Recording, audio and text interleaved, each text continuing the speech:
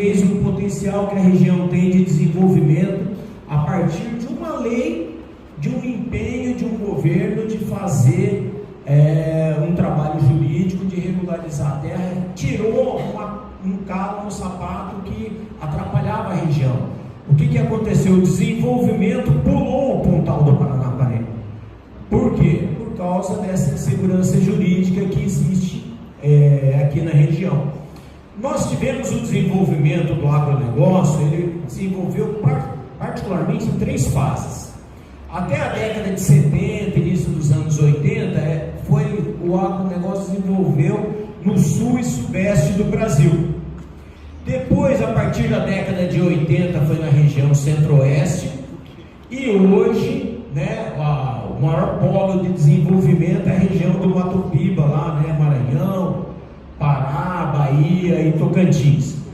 Então, esse foi os polos de desenvolvimento do agronegócio brasileiro, que hoje é o que está sustentando a economia brasileira, Mas a nossa região, a partir dessa lei, o projeto de lei 277 de regularização fundiária do Pontal do Paranapanema, quando ela foi assinada, que imprudente, essa lei, ela acabou tirando, ou seja, ela trouxe aquela peça que estava faltando para a gente ter o desenvolvimento do agronegócio regional, que é a segurança jurídica.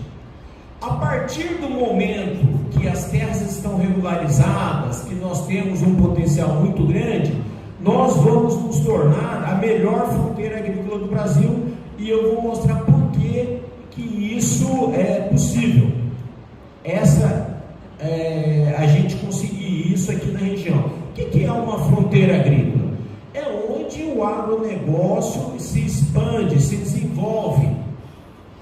Então, ele vai se desenvolver sobre a vegetação pré-existente, aquela região de mata que existe numa determinada região.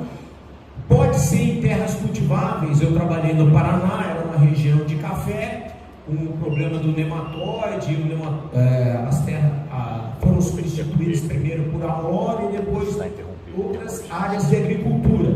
Ou o que é hoje mais comum no Brasil, por pastagens pouco produtivas. Me perdoe, João, me desculpe interromper o seu raciocínio, que nós temos uma urgência aqui. Pessoal, vou pedir a gentileza, o proprietário do veículo Santana, LNI 1B93, peço por gentileza que você retire o veículo de onde está estacionado. Nós temos uma urgência e esse veículo está atravancando a passagem. Por favor, veículo Santana, LNI 1B93. Se estiver conosco aqui, faça a gentileza de retirar o veículo. Perdão, doutor. Então, hoje, o maior potencial de desenvolvimento das áreas de agricultura são as áreas de pastagem pouco produtiva. Nós temos uma reserva aí de 170 milhões de hectares, isso aqui é onde vai ser a expansão, principalmente por causa da questão ambiental, Hoje a gente não pode mais desmatar as áreas, porque nós temos muitas restrições ambientais. No estado de São Paulo, em particular, a situação nossa é inversa, O estado de São Paulo, ele não só não desmata, como está aumentando a área de vegetação nativa. Graças à implementação do novo Código Florestal, a área de vegetação nativa do estado de São Paulo está aumentando. Então, isso é uma vantagem comparativa muito grande para o estado de São Paulo. Então, a principal fronteira agrícola do Brasil hoje é o Mato Piba. Eles têm uma área muito grande, 41 milhões de hectares, mas essa expansão é feita em área de vegetação nativa. Pessoal, tem uma confusão muito grande aí, que o pessoal diz assim, então está derrubando mato para fazer agricultura. Não, você tem uma propriedade, você tem um limite legal que você pode desmatar. Isso está previsto no código e é legal. Então, essa região aqui, eles estão fazendo desmatamento legal, certo? Porém, existem alguns países que estão colocando barreiras ambientais porque eles não conseguem competir com o agricultor brasileiro. E isso pode trazer problemas para essa região. Por 2020, a Europa colocou restrições de importação. Como nós desmatamos há mais de 100 anos, então essa restrição não pega o Brasil. Então isso é uma vantagem comparativa para a nossa região. Porém, para eles pode gerar problema. A Europa está perdendo participação no agronegócio, na exportação do agronegócio, mas ela ainda é um importante centro comprador do agro nacional e é uma região que paga melhor pelos nossos produtos. Então é um mercado que a gente não pode perder. No futuro nós vamos ter que ter um sistema de rastreabilidade bem eficiente, né, para identificar se aquela propriedade que produziu aquela soja, aquela carne é ou não de áreas desmatadas após 2020. Mas isso vai ser um problema para essas regiões, um problema que nós aqui não teremos, né? Nós temos aqui uma área aí de 2.377.000 hectares. Essa região é a 10ª região administrativa, né, onde o Prudente centraliza tudo. Essa região, a maior parte da área é ocupada com pastagens que podem, através da integração lavoura-pecuária, a gente conseguir aumentar a produção de carne, aumentar a produção de leite e ainda a produção de grãos e madeiras, né? Então é um potencial muito grande e podemos com isso atender a demanda que hoje existe para consumo de alimentos calóricos, né? Então a demanda de alimentos calóricos per capita, tanto de vegetais, ela está aumentando principalmente nos países em desenvolvimento, principalmente da Ásia, a China, a Índia, né, Indonésia. E quem vai ter que atender essa turma aqui é o Brasil. Os países já mais desenvolvidos, o consumo é alto, então eles está expandindo o consumo, mas é uma taxa de crescimento menor, e os países menos desenvolvidos, por questão financeira, também têm avançado um pouco. Mas essas regiões, esses países em desenvolvimento vão aumentar muito a demanda de alimento, tanto vegetal como de proteína, né, alimento calórico como proteico. Então, quem vai ter que atender isso é o Brasil. E nós temos aqui na região 2 milhões de hectares aí disponíveis, grande parte deles ocupados por pastagem, que poderão estar disponíveis para a gente conseguir produzir alimento para essa demanda que existe. Normalmente, as áreas de fronteira agrícola são áreas de menor valor da terra. O produtor vende a propriedade numa região mais valorizada e vai comprar uma área maior numa região menos valorizada.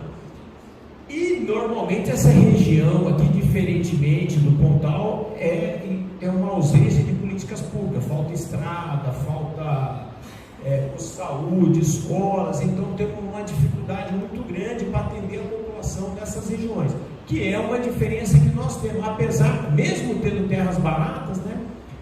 Então, normalmente, essas regiões de fronteira agrícola são regiões em que o valor da terra, que está o valor da terra nua de 2022, por exemplo, Rondonópolis, São Paulo, Rio Preto, o valor da terra nua é muito maior que dessas regiões de fronteira agrícola lá do Mato Piba. Então, lá é um atrativo para as pessoas que vão para lá, é o preço da terra, né? Mas não tem infraestrutura nenhuma. Quando a nossa região não tinha infraestrutura, houve um grande desenvolvimento do agronegócio aqui na região, principalmente no final da década de 50 e início dos anos 60. Então vejam bem, o agronegócio expandir na região de Prudente não vai ser uma novidade. A nossa região já foi um dos grandes celeiros do Brasil. Ela foi uma região que tinha uma área e uma produtividade muito grande na região dos principais produtos agrícolas. Se a gente pegar a área de 1959, que a gente plantava de algodão aqui na região, quase 100 mil hectares, Se hoje nós tivéssemos esses 100 mil hectares de algodão plantado aqui na região, nós teríamos 8% da área de algodão do Brasil, e só perderíamos para o Mato Grosso e para a Bahia, que são as maiores produtoras de algodão no Brasil. Nós éramos grandes produtores de amendoim nessa época, plantávamos 42 mil hectares. Se nós tivéssemos 42 mil hectares de amendoim, hoje nós temos mais, mas 42 mil hectares daquela época significava 32% da área da safra 2016. Ou seja, naquela época, nós já éramos fortes no agronegócio. E seria a maior área plantada do Brasil, de amendoim no Brasil. Então, nós temos um potencial e tradição muito grande, né? Naquela época, 25% da área que tem hoje de amendoim, aqui no estado de São Paulo, e o principal polo de expansão do amendoim é a nossa região. Então, isso é uma coisa que é mais uma cultura que tem sido atraída aqui para a região por causa da disponibilidade de terras baratas, né? Então, hoje, como é que nós estamos? O oeste do estado, ele virou uma reserva de terras para a expansão do agronegócio paulista. Quando nós tivemos aí na década de 90 e início dos anos 2000 a expansão da cana, ela expandiu para o oeste do estado, inclusive para a nossa região. Tivemos áreas aí que aumentou mais de 1000% a área de cana. Por que vieram para cá? Porque aqui as terras são baratas, porque a facilidade de implantar novas usinas e conseguir arrendar áreas para o plantio era maior, e mais fácil e mais barato. Então foi por isso que a expansão da cana veio para cá. Nós fomos uma região potencialmente muito forte no agronegócio. E na década de 70, nós plantávamos 700 mil hectares tínhamos 700 mil hectares de agricultura naquela época. Por questões tanto de mercado quanto de outras regiões ter condições mais competitivas que a nossa, a área foi diminuindo, chegando a 250 mil hectares de agricultura na década de 2000. De lá para cá, houve um fator aí que eu falo sempre assim, né? Tem o fator China, né? Que houve uma melhora do valor de mercado dos produtos do agronegócio e começamos a ter uma expansão novamente do agronegócio, chegando até 2012 em 700 mil hectares novamente, né? Recuperando a área. E hoje eu fiz pelo levantamento aí do IEA, nós estamos com 800, quase 900 mil hectares de área de agricultura aqui na região, considerando o EDR de Prudente, Venceslau, Dracena e Tupã. Qual é a vantagem desse fortalecimento do agronegócio? Estão vindo muitas culturas para cá, muitos agricultores, e está havendo uma expansão da área. Por exemplo, a soja tem aumentado a área, amendoim está aumentando a área aqui na nossa região, considerando o EDR de Presidente Venceslau e Prudente. A área de milho aqui, parece que diminuiu, mas não é que diminuiu. Esse aqui é o milho safra. O milho primeira safra ele diminuiu, mas quando você coloca na área, considerando a segunda safra, a área de milho aumentou. Só o algodão aqui que continua estagnado, mas está aumentando a área de mandioca aqui na região, batata doce. Então o agronegócio tem um potencial muito grande de desenvolvimento aqui na região. E o que isso traz para nós? Traz dinheiro, traz emprego, traz recursos.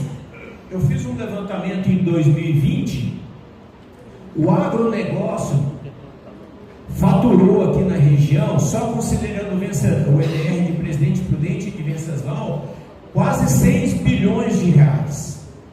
E esses 6 bilhões de reais é só considerado o dentro da porteira, certo? Tem um deputado aí que ficou famoso aí esses dias aí, porque não sabe o que é agronegócio, falou um monte de besteira na televisão, no Congresso, né, e apareceu na televisão. Mas o agronegócio, ele não é só o que o produtor produz dentro da porteira, ele inclui também aqueles empregos, aquela geração de riqueza antes da porteira, que é os produtores de insumos, maquinários, os prestadores de serviço para o agronegócio, e depois da porteira, que como o Piai falou, as agroindústrias, as empresas de logística, de armazenamento, tudo isso faz parte do agronegócio e aumenta o faturamento, a geração de emprego e riqueza que o agronegócio traz para uma região. Tem um trabalho do Chico Graziano que ele mostra que o índice de desenvolvimento humano, o IDH, dos municípios que têm um agronegócio forte, é muito maior do que a média do estado que aquele município está inserido. Então, se você for no Mato Grosso do Sul, pegar os municípios que têm um agronegócio forte, o IDH é maior do que a média do estado. Se você for no Mato Grosso, o IDH dos municípios que têm um agronegócio forte é maior que a média do estado. Narandiba, o IDH de Narandiba era abaixo da média do estado e hoje já está próximo da média do estado graças à implantação de uma agroindústria lá. Então, o agronegócio traz muita riqueza e emprego para a região. E por que, né, o assunto nosso, por que a gente pode considerar que a nossa região, o Pontal, é a melhor fronteira agrícola do Brasil? Nós temos terras baratas, temos boas produtividades. Hoje aqui a gente consegue produzir com tecnologia bastante iguais às regiões tradicionalmente produtoras. Temos tecnologia, temos infraestrutura pronta. Se você for lá para o Mato Piba, a gente está acostumado a ver, recebe no WhatsApp lá, né, caminhão atravessando a ponte, lá parece que vai ser o último caminhão que vai atravessar aquela ponte e ela vai cair. Caminhão atolado. Nós não temos esse problema aqui na região, né? E nós estamos perto dos grandes centros consumidores e exportadores, né? Então nós vamos falar um pouco mais detalhado disso. Com relação ao valor do preço das terras, as terras da nossa região são as mais baratas do estado de São Paulo e são mais baratas que muitas regiões de agropecuária. Tem um produtor aqui de Prudente que ele vendeu uma propriedade aqui em Prudente e comprou com dinheiro de 1 hectare, ele comprou 2 hectares em Dourados. Hoje, com o dinheiro de 1 hectare em Dourados, ele compra 3 hectares aqui. Então, vocês vejam como a nossa terra ficou desvalorizada por causa dessa insegurança jurídica que a gente tem no Pontal. E aqui, ó, em números, São José do Rio Preto, a terra vale mais do que o dobro de Prudente, com as mesmas condições físicas de solo, certo? Solos de textura arenosa, as mesmas condições. Marília são solos de textura arenosa e a terra vale mais que aqui. E lá, além de ser solo de textura arenosa, ainda tem um problema de declividade muito mais acentuado que aqui. Mas as terras lá valem mais. Por quê? Por causa da insegurança jurídica. Então, as terras aqui em São Paulo, na nossa região, elas são as mais baratas do estado, estão mais baratas que regiões agrícolas, e as áreas de pastagem ainda são mais baratas ainda. Então nós temos aqui na região um potencial grande de desenvolvimento, porque nós temos terras baratas. A nossa produtividade, ela se iguala das regiões produtoras de grãos. Estamos produzindo em torno de 50 sacos de soja por hectare, de milho a 70 a 80 sacos por hectare durante o verão, e na segunda safra, então estamos produzindo em torno de 50 a 80 sacos, dependendo do ano, tem ano que chove mais, tem ano que chove menos, mas nós temos produtividade competitiva com as melhores regiões produtoras de grãos. Tem uma propriedade aqui em Bernardes que ela produziu em 2015 132 sacos por hectare de milho e 73 sacos por hectare de soja. Nesse ano aqui que as condições foram piores, ela produziu 90 sacos por hectare de milho e 56 sacos por hectare de soja. Então, igual às melhores regiões produtoras de grãos. E por que a gente tem conseguido isso? Porque hoje nós temos tecnologia. Há 20 anos atrás foi implantado um projeto aqui na região de bolsa de arrendamento e veio muitos agricultores para a região para produzir soja, milho. Mas naquela época nós não tínhamos essa tecnologia da integração lavoura-pecuária, em particular o uso da palhada de braquiária, né? Para você manter a umidade no solo, melhorar o aproveitamento dos nutrientes desse solo, melhorar a condição de aproveitamento daquele solo, e isso conseguiu melhorar a produtividade das nossas áreas de agricultura. E muitas dessas tecnologias, elas foram desenvolvidas aqui na região. Nós temos um polo da APTA aqui na região, temos vários experimentos ao oeste, hoje é uma liderança na integração lavoura-pecuária. Então, além de nós termos tecnologia, nós temos muitas tecnologias que foram desenvolvidas aqui na própria região e estão adaptadas para que a gente tenha boa produtividade. Nós temos toda a infraestrutura que o produtor precisa para desenvolver a sua atividade. Nós temos grandes cooperativas e empresas de grãos e insumos aqui na região. Temos o CEAGESP, e Prudente e Tupã para armazenamento de grãos. Temos grandes consumidores aqui na região, tanto as granjas e confinamentos que tem aqui na região pode absorver grande parte dessa produção que porventura aumentar aqui na região. Nós temos universidades públicas e privadas, faculdades, escolas técnicas que podem prover a região de tecnologia e mão de obra qualificada para desenvolver essa. Uma coisa, eu acho engraçado quando hoje se discute reforma agrária, né? Porque o pessoal antigamente achava que se você tivesse um pedaço de terra, você ia ter dinheiro.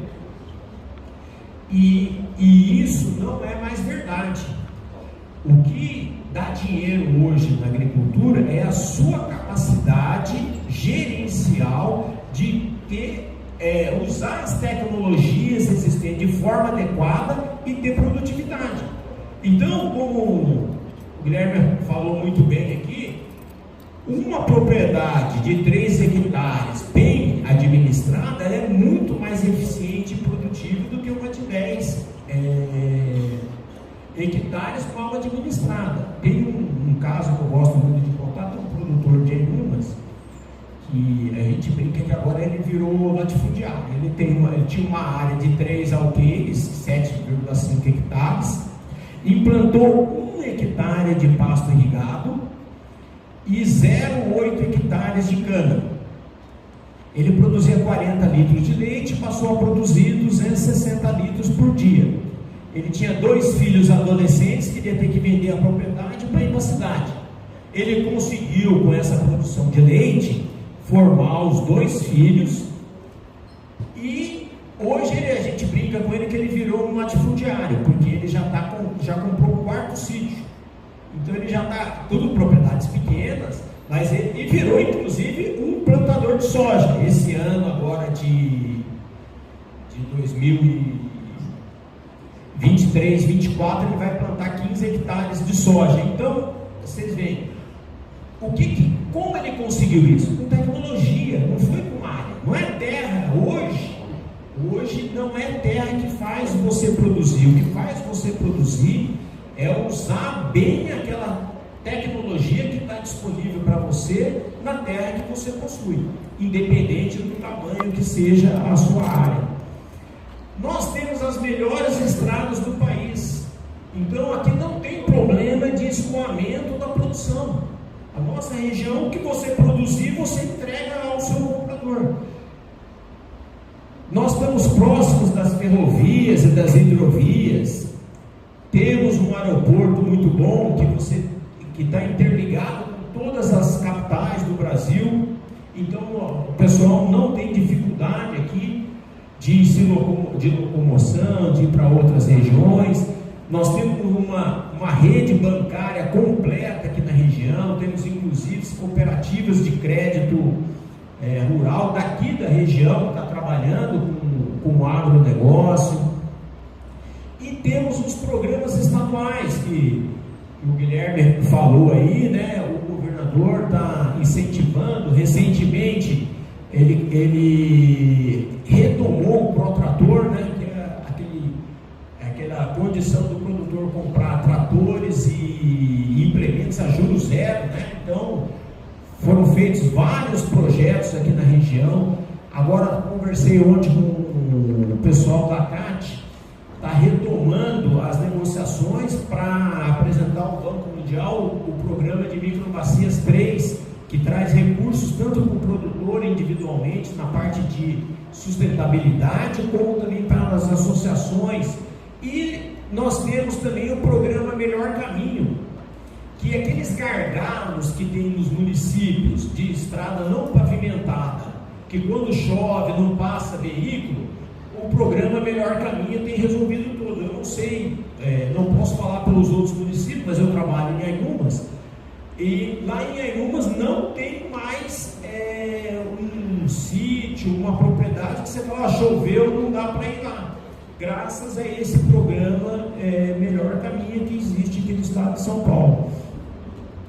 E uma coisa importante, não tem nenhuma fronteira agrícola, nenhuma região que o produtor vá morar com um IDH tão elevado quanto da nossa região. Então ele vai ter segurança, escolas e saúde disponível para sua família. Então nós temos um potencial muito grande de desenvolvimento na região por causa de tudo isso. E nós estamos perto dos grandes centros consumidores, né? Em 6 horas você chega em São Paulo, o maior centro consumidor do Brasil. O segundo maior centro consumidor é o interior de São Paulo. E nós também estamos dentro desse centro consumidor. Os portos para exportar a produção aqui da região, nós estamos a 7 horas de Santos e 8 horas de Paranaguá. Então a região ela é privilegiada do ponto de vista de localização, reduzindo muito o custo do Brasil. Então aquele problema que muitas regiões têm, que é chamado custo Brasil, na nossa região não tem esse problema. Temos limitações? Temos. Nossa região tem problema de solos de textura arenosa, né? Baixo teor de argila. Com isso a CTC do solo é baixa, ou seja, a capacidade do solo de reter água, nutrientes é baixa. Nós temos problema de clima. Aqui na região chove bem, certo? Tem uns dados aí do ONS de em torno de 1.500 milímetros, desde 91 eles coletaram esses dados aqui. Então é uma região que chove bem. O problema é a distribuição da chuva, né? Nós temos uma região, uma época do ano que chove bem e uma época do ano que chove pouco. Ou seja, temos uma região, uma época do ano que nós temos um excedente hídrico, que a turma fica reclamando, pô, não para de chover, e uma época do ano que falta chuva, né? E aí prejudica muitas culturas. Mas tem um outro problema também, que é a ocorrência de veranicos, né? Então, além de uma seca acentuada, nós temos durante o verão ocorrências de veranicos que ficam um período sem chover e pode prejudicar a produtividade. Mas isso hoje nós já temos tecnologias, né? Não só a produção na palha, como também recuperação do perfil de solo, utilização de calagem, gessagem, fosfatagem. Hoje nós temos micro-organismos fixadores de nutrientes no solo, tanto do nitrogênio, quanto também já tem, o pessoal já testou, já tem até comercializando micro-organismos que disponibilizam mais fósforo para a planta. Então hoje nós temos tecnologias para ter produtividades bastante elevadas aqui na região, né? Então o futuro da nossa região, se a gente quiser pensar em desenvolvimento, um dos caminhos, né, é o agronegócio. Nós temos um potencial muito grande aí de desenvolvimento, e o agronegócio é uma estrada que já está pavimentada para a gente seguir em frente. Nós temos tradição, temos experiência aqui na região. O agricultor, ele faz parte é difícil uma família que não tem um agricultor, um pecuarista que faça parte dela. Então a nossa região tem esse potencial agropecuário muito grande, e agora com a regularização das terras, né, a gente vai conseguir desenvolver a nossa região. Então é isso aí, agradeço.